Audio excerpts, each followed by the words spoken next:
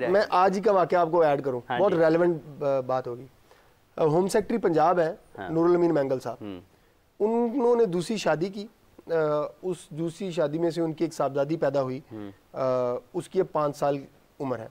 अब वो बच्ची ऑटिज्म बीमारी का शिकार है, पहले दिन से शिकार है। नूरुल अमीन मैंगल साहब के बाकी बच्चे जो हैं उनमें भी सुनने में आया कि वो एक बच्चा जो है वो ऑटिज्म बीमारी का शिकार है और बाकी बच्चे उनके एचिसन स्कूल में पढ़ते हैं। ठीक है, लेकिन वो अपनी उस बीमार बच्ची को खर्चा नहीं दे रहे। इनका भी केस लगा हुआ है और वो मजबूरन उस औरत को अपनी बेटी को लेके अदालत जाना पड़ा। वो अदालत क्यों जाना पड़ा? जब एक साहबे इस्तिताअत बंदा है, अब नूरुल अमीन मैंगल साहब जैसे असर रसूख साहबे इस्तिताअत लोग जो हैं वो भी अगर अपनी बीमार बेटियों को खर्चा नहीं देंगे तो इसके पीछे वजह लॉजिक क्या है? लॉजिक है सिर्फ अनापरस्ती कि मैंने बस इस औरत को टीज करना है, जो लेती फिर वो अदालतों में। सीनियर सरकारी अफसर हैं, सीनियर सरकारी अफसर, डीसी भी कमिश्नर इस्लामाबाद रहे हैं, बलोचिस्तान में अच्छे खानदान से ताल्लुक रखते हैं। लेकिन सिर्फ एक जिद है, एक मजाज है कि उस बच्ची को, किसी की वैसे बेटी बीमार हो तो मोहल्ले के लोग जो हैं वो हमदर्दी दिखाते हैं, ये तो आपकी अपनी बेटी है। जी, हमारे साथ कॉल्स का सिलसिला भी जारी हो चुका है, मुफ्ती साहब के पास भी आएंगे, लेकिन पहले कॉल ले लेते हैं। अस्सलाम वालेकुम। अस्सलाम वालेकुम, सुंबल बात कर रही हूँ कराची से। जी सुंबल, मेरा सवाल ये है कि जो मेरे शौहर है ना वो मुल्क से बाहर रहते हैं और मैं इस वक्त अपने ससुराल में रहती हूँ। तो मेरे शौहर जो है वो मुझे बाहर लेकर जाने पर भी राजी नहीं है और मुझे खर्चा भी नहीं देते हैं। जो खर्चा आता है ना वो उनकी अम्मी को जाता है और उनकी अम्मी के थ्रू मुझे मिलता है, तो वो खर्चा जो मुझे मिलता है वो मुनासिब भी नहीं होता। तो जब मैं डिमांड करती हूँ कि थोड़ा बढ़ा दिया जाए तो उसके ऊपर बहुत ज़्यादा बहस होती है, लड़ाइयाँ होती हैं। तो मैं काफ़ी परेशान रहती हूँ सिलसिले में, तो मुझे कुछ बताएं कि मैं क्या कर सकती हूँ। ठीक है, बहुत बहुत शुक्रिया आपका मोहतरमा, आपने फ़ोन किया अभी इसी हवाले से। ये बिल्कुल उससे मिलती जुलती बात है, लेकिन किसी और पराये में अलामा साहब ने उसका जिक्र भी किया था। मुफ्ती कैसर शहजाद नईमी साहब भी हमें स्टूडियोज़ में ज्वाइन कर चुके हैं। मुफ्ती साहब अस्सलाम वालेकुम, बहुत बहुत शुक्रिया आपका। मुझसे सवाल आपने सुना है जी। उनके शौहर, उनके खामद जो है वो मुल्क से बाहर हैं और उनका ख़र्चा उनकी वालदैन की तरफ से उन्हें मिलता है। जो समझ आई वो यही है, क्या कर सकती हैं? जो उनको मिलता है वो उनकी ज़रूरत के मुताबिक नहीं है। अब ये भी तयन इसका भी करना तो एक अलग बहस है ना कि ज़रूरत है कितनी और उसको ज़रूरत किसका नाम है। बहुत शुक्रिया। कुरान पाक में अल्लाह ताला ने जो औरतों को रखने के हवाले से उनके हुक्म फरमाया है, वह आशिरूहुन्ना बिल मारूफ, कि उन्हें अच्छे तरीके से जो है उनको रखो। अब ये वो साहिब जो बाहर हैं उनकी आमदन कितनी है और उनकी आमदन में उनके ज़ेरे कफ़ालत जो लोग हैं वो कितने हैं और उसमें उनकी वालिदा मोहतरमा या दीगर अफराद हैं, तो अहलिया मोहतरमा को कितना ख़र्चा दरकार होता है, इसके मुताबिक चाहिए उनको ये कि वो डायरेक्टली अपनी अहलिया को भेजा करें, चाहिए ये कि वो उनको बराह रास्त भेजें, बराह रास्त दें। ये उनके ज़िम्मा है, ये वाजिब है उनके ज़िम्मे। जो ख़वातीन के ये मुनासिब नहीं है कि वो अपने वालिदैन के ज़रिए उनको ख़र्चा दें, डायरेक्टली दे दें तो क्या हर्ज है, देना तो उनको है ही। हाँ ठीक है। अब वो बाज़ औक़ात ये भी होता है कि वो शोहर जो है वो ज़्यादा ख़र्चा भेजते हैं और घर वाले कम करके दे देते हैं, तो डायरेक्ट ही क्यों अपनी ज़िम्मेदारी से ये ओहदा बरा क्यों नहीं होते? डायरेक्टली उनको खर्चा दें उनका, ताकि वो अपनी ज़िंदगी के जो उनके मसाइल हैं और उनके मुताबिक अपने, और ये भी लाजमी नहीं है कि जो इनकी डिमांड है वो अगर उनकी आमदनी से मैच नहीं करती तो फिर लाजमी नहीं कि उन पर इनकी डिमांड पूरी करें। वो अपनी आमदनी के मुताबिक जैसा कपड़ा खुद पहनते हैं ऐसे ही कपड़ा उनको पहनने के लिए जो है वो खर्चा दें, जैसा खुद खाना खाते हैं ऐसा ही खाना उनको खाने के लिए जो है उसके मुताबिक जो है उसको वैल्यू के मुताबिक उनको पे करना चाहिए। ठीक है साहब, आप बताएं। बिस्मिल्लाहिर्रहमानिर्रहीम, अल्लाहुम्मा सल्ली व सल्लिम व बारिक अला सय्यिदिना व मौलाना मुहम्मदिन व अला आलिहि व सहबिहि व बारिक व सल्लिम। देखें, जब निकाह किया जाता है ना हाफिज़ साहब, तो वहाँ पर एक खुतबा पढ़ा जाता है जो कि अभी आयत भी कारी साहब ने तिलावत की शुरू में। तो मेरा ख्याल है अगर उस आयत को उस वक्त समझा जाए कि ये सिर्फ बरकत के लिए तो नहीं पढ़ी जा रही, इसका कोई मकसद है पढ़ने का। या अय्युहन्नासु इत्तकू रब्बकुमुल्लज़ी खलक़कुम मिन नफ्सिन वाहिदतिन व खलक़ मिनहा ज़ौजहा, तो आगे लफ्ज़ आते हैं वत्तकुल्लाह, अल्लाह से डरो। तो असल में जिस बंदे के अंदर खौफ खुदा होता है ना, तो वो फिर किसी का ना तो हक मारता है और ना ही किसी को हक देने के हवाले से पीछे रहता है। तो असल जो खुतबा निकाह के अंदर ये आयत पढ़ी जाती है ना, मेरे ख्याल से इसको समझा देना चाहिए उसी वक्त कि बेटा ये इस आयत को समझो और इसके अंदर ज़रा गौर व फिक्र करो कि अल्लाह ताला ने तुम्हारे लिए और तुम्हारी बीवी के हवाले से जो हुक्म इरशाद फरमाया है वो मुतलकन है, और जिसमें जिस बंदे के अंदर खौफ खुदा होता है ना, वो फिर किसी का हक नहीं मारता।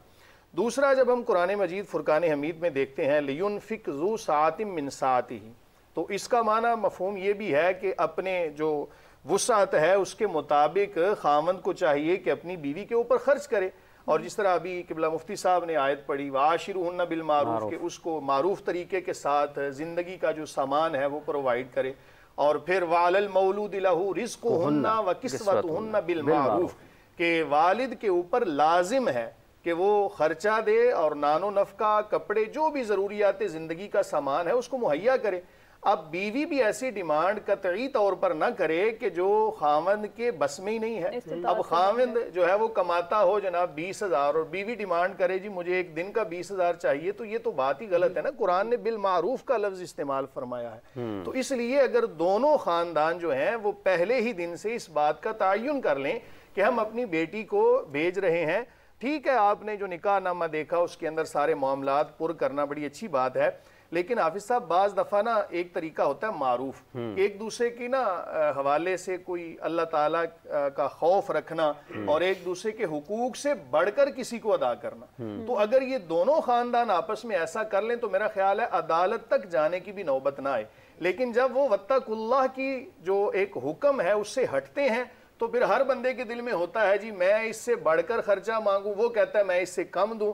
तो ये चीज़ें अगर देख ली जाए तो मामला मेरा ख्याल है ख़राब नहीं हो सकता। जहाँ तक खातून के सवाल का ताल्लुक है कि खामन जब खर्चा भेजे तो वो वालिदैन के ज़रिए से बीवी को भेज रहा है, तो मेरे ख्याल से अगर बीवी इस बात को मलहूज़े खातिर रख ले कि अगर मेरे जो खामंद हैं उनकी वालिदा या उनके वालिद जो मेरे ससुर और सास हैं, अगर वो भी मुझे शरन हुक्म मैं शरन हुक्म भी देखे ना, मैं खर्चा पहुंचाना मकसूद है। असल में ना बाज दफा खामंद के दिल में ये होता है कि मैं अगर अपनी माँ के जरिए से खर्चा पहुंचाऊंगा ना मुनासिब, लेकिन शर्त ये है मारूफ, या बाप के जरिए से पहुंचाता हूं तो इन दोनों के माबैन एक मोहब्बतें कायम रहेंगी, चूंकि वो तो बाहर हैं। तो अब वो मेरे ख्याल से मेरी नाकस अकल के मुताबिक वो इनके माबैन ना एक मोहब्बत को पैदा करना चाहता है, इस वजह से खर्चा। अगर जिम्मेदारी की बात करें तो फिर खामंद को चाहिए कि अलहदा से खर्चा दे।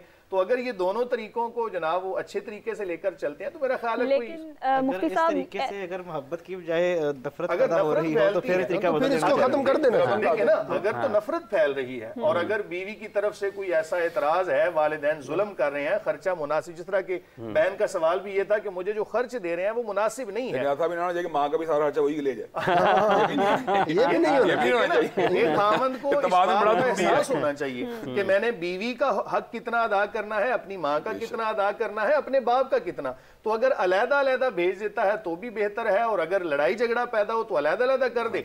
अगर मोहब्बतें बढ़ रही हैं तो फिर अगर एक ही जगह। अच्छा अलामा साहब, जैसे अभी कमाई का किसी आमदन का जिक्र हुआ है कि आमदन इतनी है और उसमें से आपने हिस्से निकालने हैं, कोई हिस्सा मुकर्रर है कि इतना ही करना है, पहली बात। तो दूसरी बात यह है कि अगर कोई खातून जिसके साथ किसी मर्द की शादी हुई है, निकाह हुआ है, निकाह जिस खातून के साथ हुआ उसकी अपनी माली हैसियत ऐसी है कि उसके पास बहुत माली हैसियत मजबूत है, वो उसी अपनी तर्ज ज़िंदगी को बरकरार रखने के लिए अगर अपने खामन से तकाजा करती है कि मुझे तो अपने घर में ये भी था, ये भी था, ये भी था, तो मेरा तो ख्याल रखो। फिर अब देखिए जब शादी होती है तो उसके अंदर एक बात को मलूज़ा रखना चाहिए कि जहाँ आपने नए रिश्ते की ज़रूरियात पूरी करनी है, इसका तकादे पूरे करें, पीछे रिश्तों को बरकरार रखना है। अगर आप इसको बैलेंस को जो है मेंटेन नहीं करते तो आप कामयाब इंसान नहीं है।